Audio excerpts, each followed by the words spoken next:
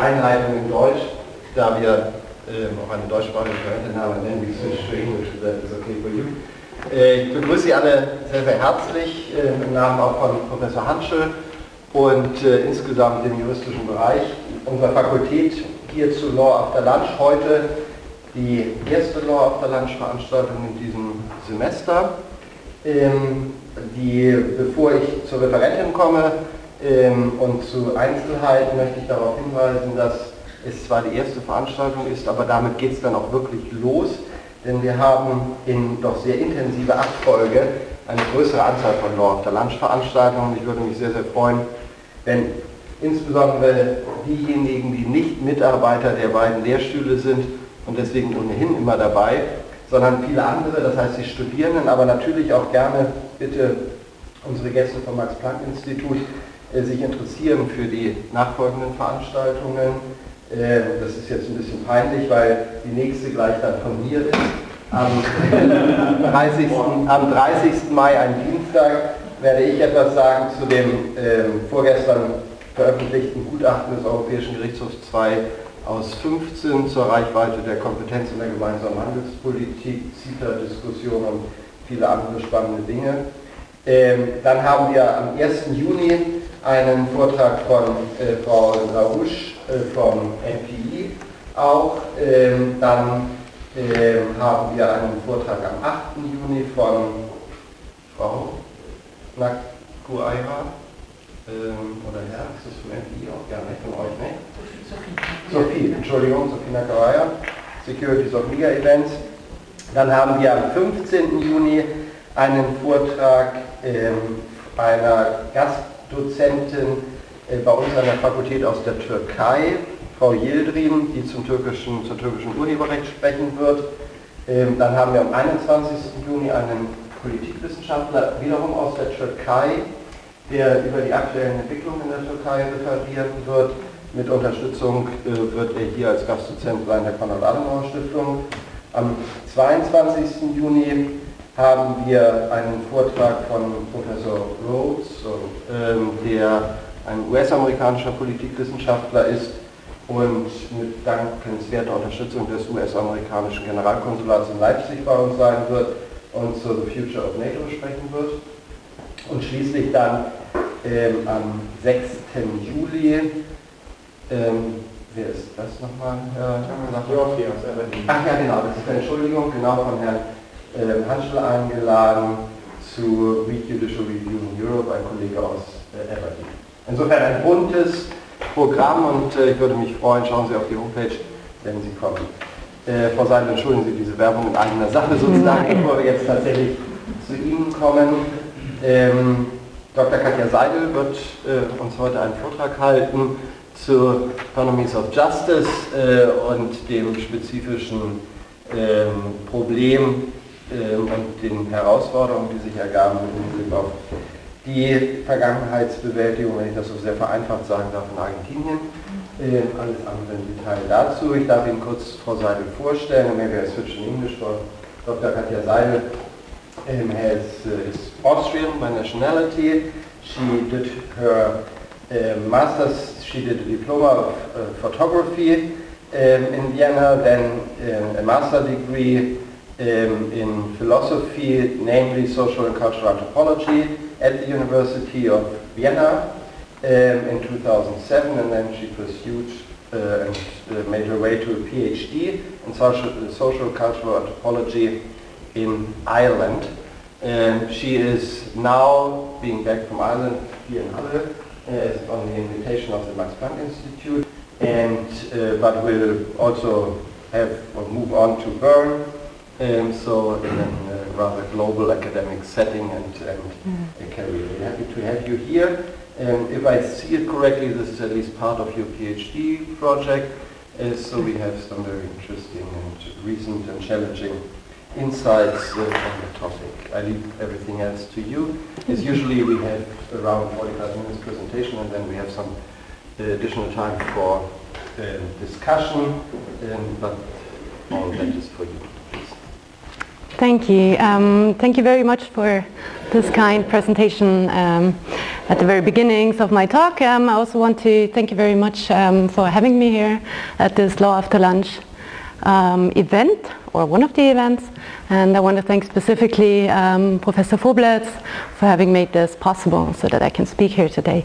And of course, Professor H.I.J.O.S and Professor Katja. So, when I first started telling people about my PhD research on the Argentine genocide of the late 1970s and the early 1980s, I was often looked at in bafflement and repeatedly confronted with the question, how many people died in Argentina? And so, to be honest, in spring 2010, when at the beginning of my fieldwork, I was myself still astonished by the frequency with which I encountered the term genocide in the streets, the newspaper, the many recent publications, and even within the justice system. Recalling my knowledge of Rwanda, Cambodia, and the European Holocaust, I was initially puzzled by the seemingly uneasy relationship between the concept genocide and the signified event, namely Argentina's last military dictatorship with its estimated 30,000 political disappearances. The longer I stayed in the field, the more I realized the importance and ever-presence of the genocide narrative. Especially one day in 2011 in Tucumán, when I met with Guillermo, son of left-wing politician Guillermo Vargas Aynace, who was disappeared in 1976.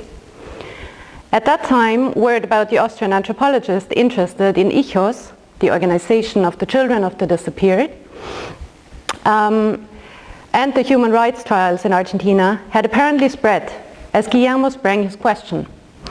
So you came to study our Holocaust.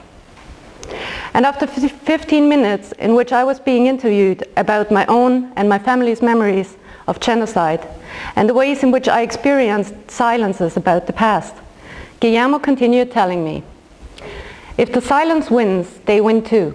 This is the truth. When some part or group do this kind of things, they first try to eliminate the people and then the memory. It is two parts of the process. Because to win, to really arrive at the process to kill a group, you have to eradicate the memory too. And so after our talk, I started to wonder, why do people speak of the Argentine genocide?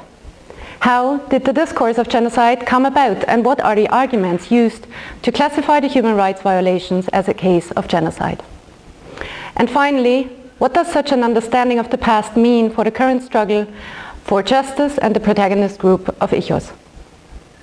So in my talk today, I will try to answer these questions by attending to the multivocal aspirations of genocide as a contested discourse by which to address political mass violence in Argentina. To do so, I bring together cosmopolitan law and human rights legislation with local interpretations and enactments. In other words, my talk engages less with the faculty of law itself, unfortunately, I'm very sorry, but the ways in which legal experts, human rights activists, victims, and the second generation, situated in concrete cultural and socio-historical temporalities and political contexts, find law useful to think and act with. So in my presentation, I will first provide a brief overview of the development and transformation of the historical narratives and critically examine how the term genocide was imported into society's collective memory. Then I asked about the meaning of current enactments and applications of the genocide concept before court.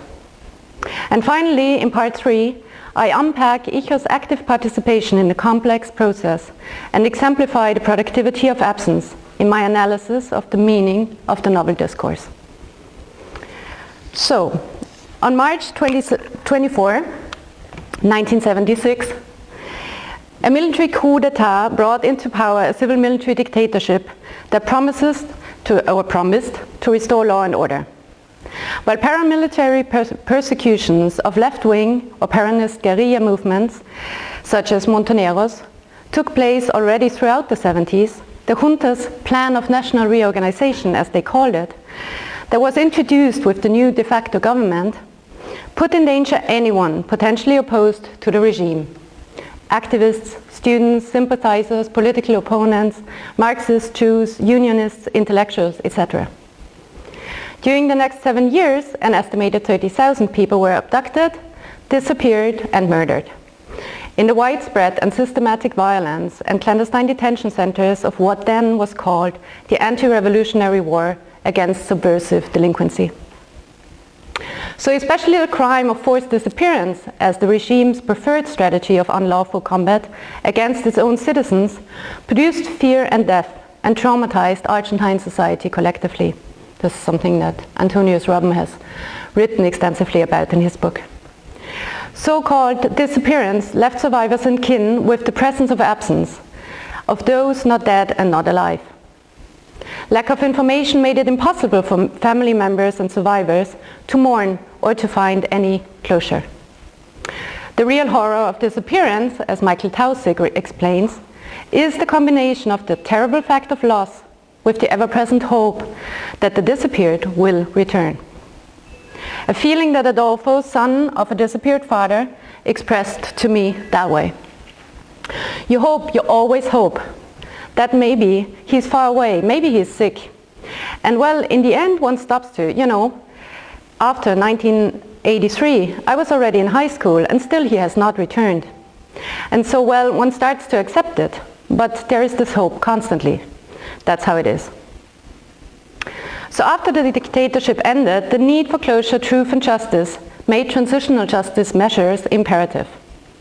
And so the new government investigated the crimes of the past in the famous Truth Commission CONADEP, with its report Never Again, that was published in 1984, convicted guerrilla and military perpetrators, and tried the 9 junta members in the Argentine Nuremberg in 1985.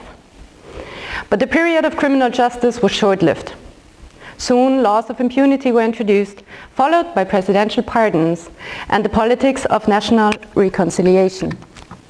I have a slide on that. These measures promoted the theory of 2 demons, in which both the military and the guerrilla fighters were to be blamed for what has happened in the past.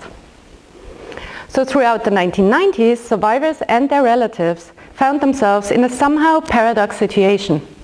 On the one hand, they are surviving their suffering, and the violations of their rights were somehow recognized in official state policies. Primarily, this became visible in the financial reparations that were legally established in accordance with the principles and guidelines to reparation developed by the UN Commission on Human Rights. Based on 4 legal regulations, survivors, former detainees, their offspring, and children born in captivity or robbed of their identities during the dictatorship were granted payments with the purpose of relieving the suffering and affording justice to victims. At the same time, however, those affected were denied what they sought most: recognition and the right to just criminal prosecutions and accountability. And so, in the realm of impunity, silence and false reconciliation, human rights and relative groups kept up their demand for memory and walked the streets, claiming justice and accountability for the genocides, or genocidas, as they call it in Argentina, singing their highly symbolic song, which in English is, just like with the Nazis, it will happen to them wherever they go, we will come looking for them. So it's a very well known, everybody who goes to Argentina at some stage and participates in a human rights march, like, you will not stop hearing that song. It's everywhere, even now, nearly 40 years after, well, actually exactly 40 years after the military coup. So, but now just a few words on the H.I.J.O.S that I've been talking about so far. So the children of the disappeared grew up against this background. Having grown into young adults, in 1995 they established the organization H.I.J.O.S, which as an acronym means Children for Identity and Justice Against Oblivion and Silence.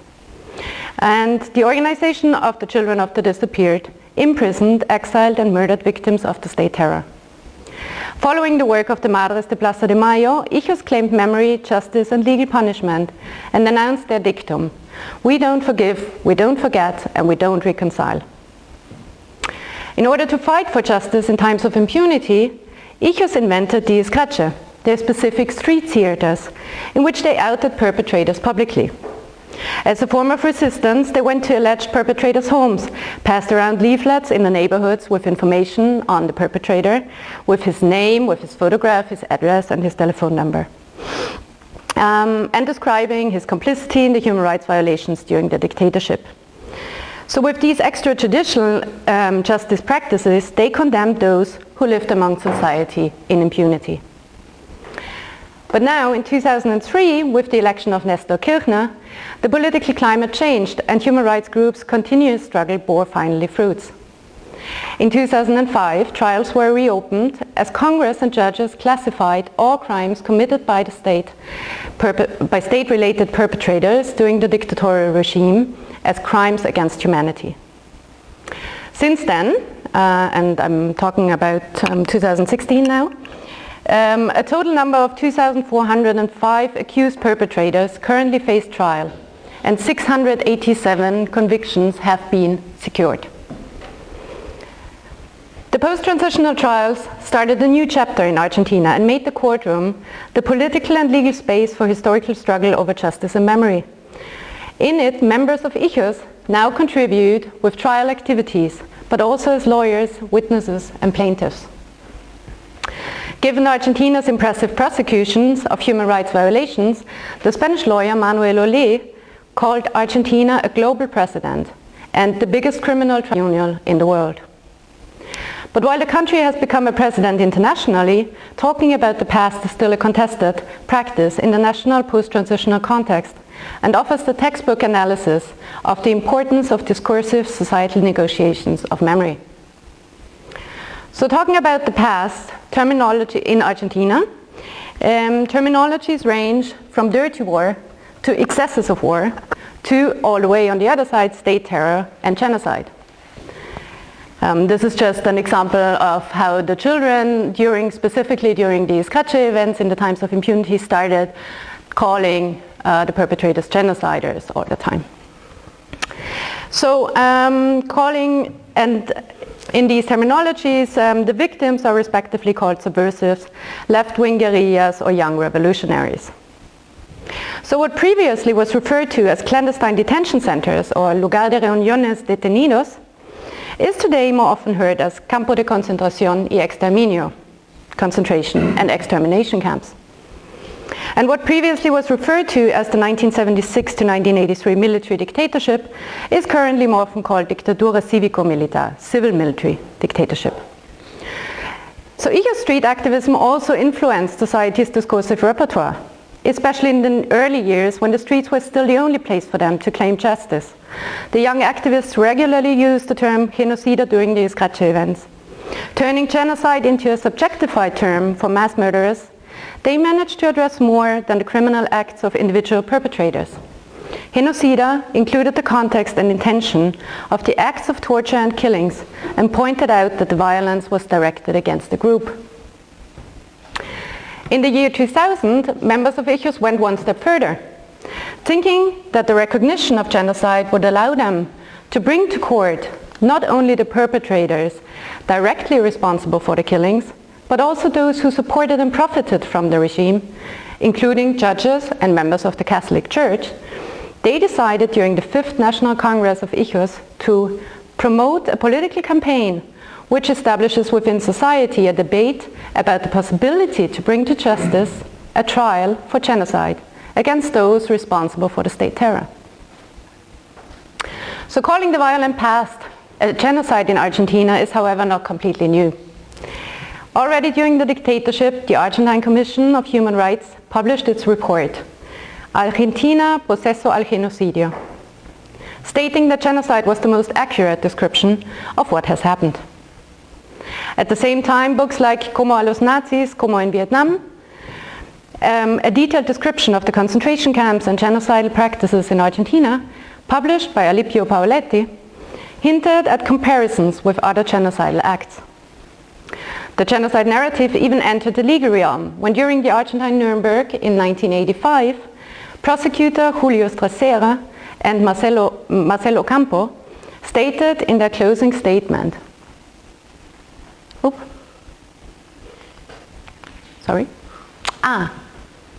okay, well, I don't have a slide on this, I'm sorry. Let's go one back. So they stated, the Argentine community, but also universal juridical consciousness, have entrusted me with the just mission to present myself before you to claim justice for what we could denominate the worst genocide of the recent history of our country. So that was already in 1985. The judgment of the Argentine Nuremberg, as it has been called at times, did not conclude in genocide, but neither did its bigger brother, the Nuremberg trials, against the main perpetrators in 1945 in Europe. However, the judgment legally confirmed that there was a systematic plan behind the crimes committed by the armed forces that was based on the intention to economically and ideologically reorganize society. But while history in Argentina is a contested realm, the reopening of the trials in 2006 made the courtroom the most important locus for negotiations of the historical memory narrative now. In these trials for crimes against humanity, as I have argued in the forthcoming publication, not only individuals but also history is on trial. So the first trial that took place in Argentina, and now we're finally at the right slide, that took place in Argentina treated the case of 77-year-old Miguel H.I.J.O.S. The former head of police in Greater Buenos Aires and commander of various clandestine detention centers was an emblematic figure of the dictatorship, and as such his trials was awaited desperately. For H.I.J.O.S, Miguel H.I.J.O.S was always on their radar. At various times, the children had organized these catches against the perpetrators, shed light on the unjust state of impunity that protected the former head of police, and displaced also their humor, because they always say our revenge is to be happy. So one of the things that you can see here is actually one of those leaflets that they were passing around during the 1990s. It's actually not dated, so I don't exactly know which year it was. And there they also suggest that there can be small-scale scratches where people can go and actually when they see him, they can spit on him, for example, don't sell anything to him, call him by his name, asesino, or dump a bucket of water over his head. But the problem is that the scratch against H.I.J.O.S at that time was also met with violent resistance by police forces that really showed the still intact kind of power relations of the time. We're still talking about the times in impunity, right? So for them, the sentence, that long-awaited sentence, was really most important. So when the judgment was announced, now back in 2006, Rosansky held the accused legally responsible for the crime of willful homicide, illegal deprivation of liberty, and the application of torture, and sentenced him to imprisonment for life in a public prison. Additionally, the judgment constituted a precedent when it stated about the crimes. All of these are classified as crimes against humanity committed in the frame of genocide that took place in the Republic of Argentina from 1976 to 1983. So a judgment the tribunal repeated a year later in the trial against Christian van Bernich, a Catholic priest with complicity in the torture and disappearance of subversives. The declarations of the frame of genocide in the H.I.J.O.S and van Bernich case are valid for the historical memory.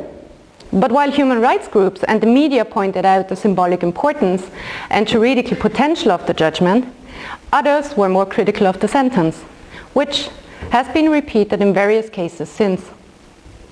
Coming from a juridical background, for Carlos Lepoy, an Argentine lawyer who has been working in Spain for a very long time, but unfortunately passed away just a few weeks back, this judgment was less than satisfying. So in an interview, or in one of our talks actually, he said to me, so what does it mean, a frame of genocide? Genocide is not a frame, it's not a context, it is a crime.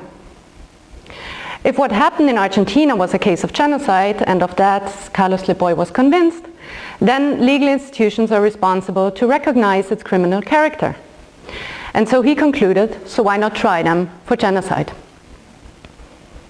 Well, to understand why the Argentine judgments often devote 50 to 80 pages to the question of genocide, but never reach the judgment for the crime, we have to spend some time on the definition of what constitutes genocide. I hope I'm not sure if that is actually of help here, but maybe this is for the law students, probably less so than for the anthropologists in the room. So in 1944, Polish tourist Raphael Lemkin introduced the term genocide by putting together the Greek term genos, race, tribe, or kin, and the Latin verb cede, which means killing. Strongly leaning on Lemkin's work, the official definition of genocide was approved in 1948 by the General Assembly of the United Nations, with Argentina ratifying the document in 1956. Today, the definition of genocide, both in Article 2 of the UN Convention on the Prevention and Punishment of Genocide and in Article 6 of the Rome Statute, reads as follows. In the present convention, genocide means any of the following acts committed with intent to destroy, in whole or in part, a national, ethnic, racial or religious group as such. So for juridical applicability of the figure for a committed crime, it is crucial to provide evidence for two aspects. First, the intention of annihilation, and second, the group character of the victims. Now, while intention seems to be proven fact and easy to argue in Argentina, especially using evidence from organized clandestine concentration camps, the CONADEP Truth Report, the 1985 judgment, to mention just a few, making the case for group persecution is more complicated. As you can see, the convention only lists 4 categories of groups: racial, ethnic, religious, and national groups. In Argentina, however, the persecuted individuals said to form part of the subversive group during the 1970s are, if linked by anything at all, connected by a shared socio-cultural and political belief system and a revolutionary ideology in a just and more equal distribution of economic power and political rights. As these demands are of a political nature, the International Convention thus does not encompass the case. Thus, lawyers and judges who try to make the case of genocide put forth a variety of arguments. One way is nevertheless to classify the affected victim group as a political group and to argue historically with Lemkin and earlier writings and documents in which political groups and political reasons are still considered legitimate grounds on which to judge the crime of genocide. Such a strategy, however, is complicated as the current phrasing of the Genocide Convention fails to provide grounds for possible convictions. However, lawyers more often argue another way, namely that the group that was annihilated was a national group, using social scientists' insights stating that the persecuted group as part of the national group was created as such by the perpetrators.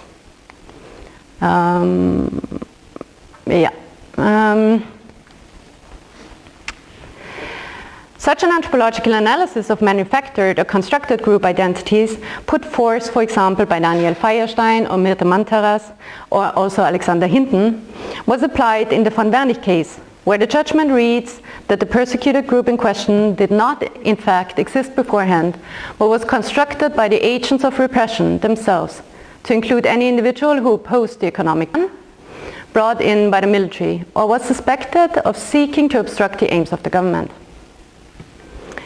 To follow this argumentation, what needs to be proven is that the part of the national group that was annihilated was substantial. Substantial, in turn, is not necessarily judged by the quantity, but more by the quality and the impact of this extermination of that part of the group. And so, for example, H.I.J.O.S lawyer Emilio, in his closing statement of a trial in Tucumán, he is himself the son of a disappeared parents. Both of his parents were disappeared. He argued what they were looking for was not, so first he says what they were not doing, and then he says like what they were actually looking for was not the elimination of Montoneros, ERP or other determined political groups. They were looking for the elimination and demobilization of an entire generation of Argentines who even though they did not share an ideology, were united by commitment to solidarity and a critical thinking towards the course the country was taking. With these lines, we want to reaffirm that the real group of victims of the genocide in Argentina was therefore the national group of Argentines who suffered a substantial modification of that group via the elimination of one part of its members and the shadow of terror that befell the remainder. So, based on all of that, why is it important to call the past a case of genocide? First, contextualized analysis of the genocide discourse in Argentina displays the social and symbolic capital inherent in politicizing victimhood.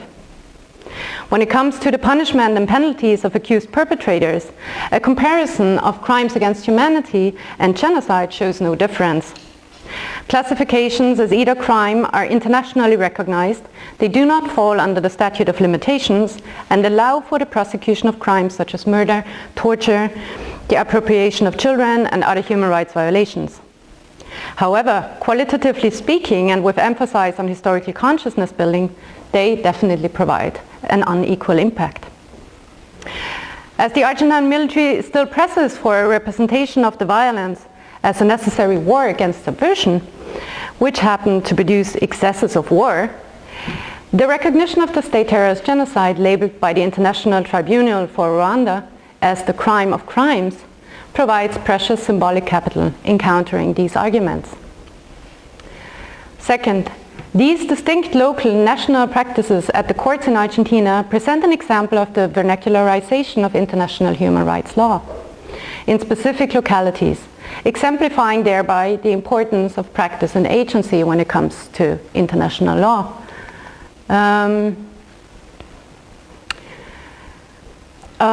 The life of law has not been logic, it has been experience, one could say.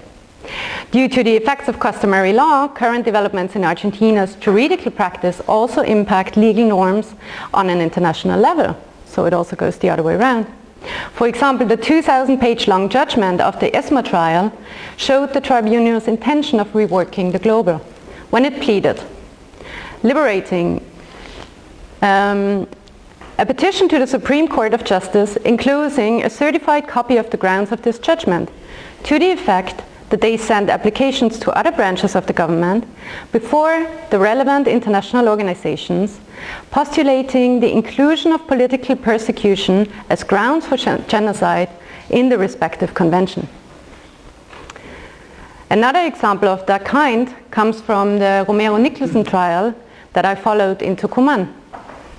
The sentence, by the vote of 2-1, was for crimes against humanity. But the reasons for the judgment devoted 53 pages to the topic of genocide, explaining that the crimes committed are non-typified genocidal conducts. So they say, for example, this tribunal recognizes the degree of the reproach of the committed crimes against the victims to be the same as that of those activities that are classified in the UN Convention with the international typification of the crime of genocide. In that sense, they constitute genocidal practices, and similarly, its immediate authors are clearly genociders in the frame of a non-juridical definition of genocide. But the tribunal understands that the victims cannot be included into any given category of the groups, which are typified in the legal figure. So while the recognition of genocidal practices is a symbolic judgment in itself, the tribunal did not leave its remarks there. Instead, the judges continued that it would be highly recommendable if a formal amendment to the convention would take place to include political groups. Such strategies would, especially in Latin America, allow to legally reconstitute in a more just range the crimes committed in the course of its dictatorships in the last third of the 20th century. So therefore, Argentine trials, the judgments, separate opinions and witness testimonies impact the way international law is implemented, understood and applied. As such, the court proceedings and the law understood as social process take impact on the global flow of justice in what I have called elsewhere the expanding judicial-scapes of cosmopolitan law. Furthermore, they pose an example of what the Comoros call theory from the South. The periphery from the global South, with its discussions and redefinition of political groups and genocide, creates a new form of cosmopolitan law and global proceedings of international justice. Thus, very local practices, enmeshed with global regimes of human rights, have the power to change the space of justice and show the transformability of international human rights law through concrete practices. Now, however, and how much time do I still have, or? About 10 to 15 minutes. Oh, okay, perfect. Oh, perfect. Okay. However, let's see what we still have there. Okay. However, even though these are positive developments, not everyone agrees, of course, upon the depiction of the Argentine state terror as genocide.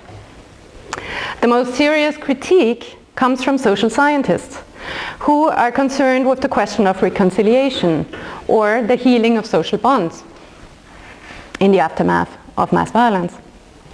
An aspect that is widely regarded as a necessary component for post-terror societies to move on. Based on their respective research in Rwanda and Guatemala, Jenny Burnett and Victoria Sanford, for example, claim that a narrative of genocide potentially runs danger of repeating genocidal practices on a symbolic level through its clear categorization of victim and perpetrator, leaving little to no room for the gray zone. In a critical article about the Argentine genocide discourse, Antonius Robben is concerned that such a representation might additionally hinder intergroup reconciliation. In his analysis, he cautions that the new memory narrative potentially renews a Manichaean discourse by categorizing people as friend and enemy, or us and them groups, producing a division in society that creates adversary sides not only in the past but also in the present, making reconciliation unreachable.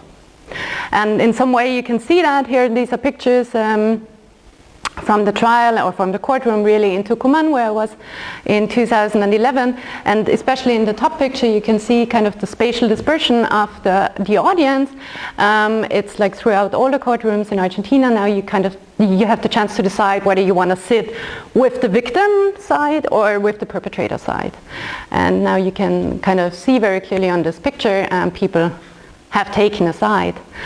But it's of course very problematic if somebody is a relative of one of the accused and therefore has to kind of position him or herself in regards to the crimes but also to his or her loved one.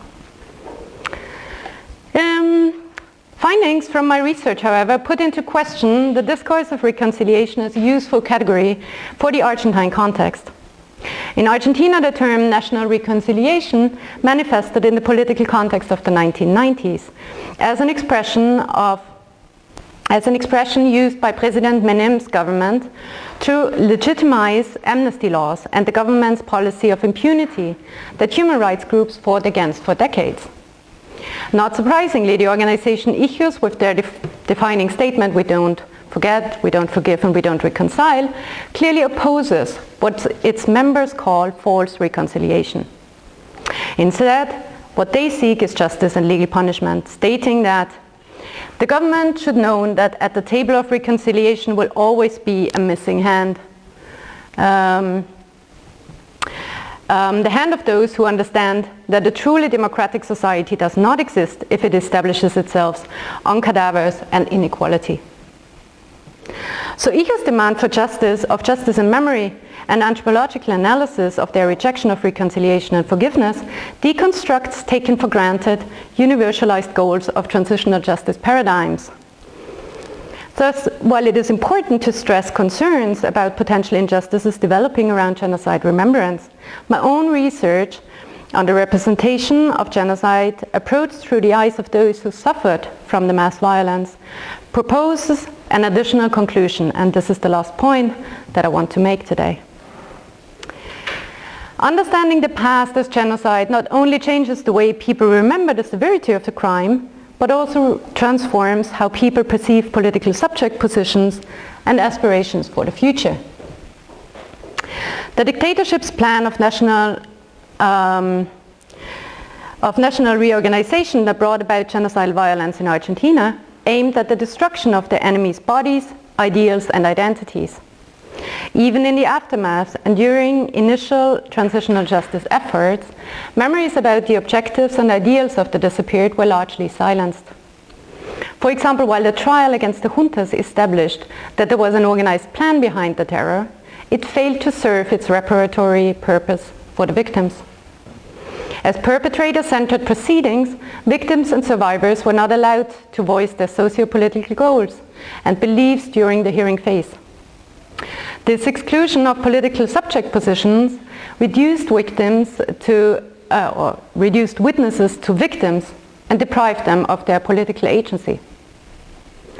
According to Daniel Feuerstein, social scientist and genocide scholar at the Universidad 3 de Febrero in Buenos Aires, genocidal practices intended not only for the physical elimination, but also for the destruction of social power and existential identity of the targeted group.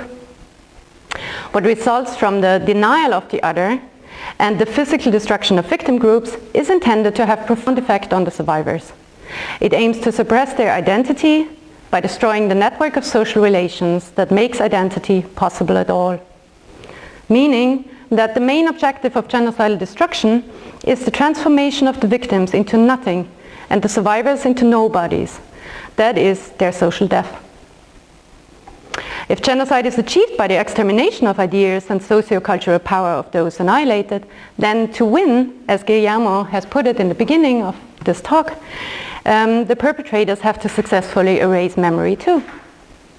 Hence, to combat genocide means to participate in the collective historical narrative construction, a goal members of H.I.J.O.S specifically pursue in their testimonies before court. For example, I have an example there from the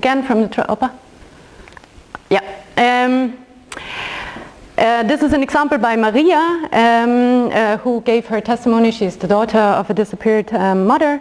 She gave her testimony in Tucumán during the Romero-Nicholson trial, and she combined it with a political statement, really.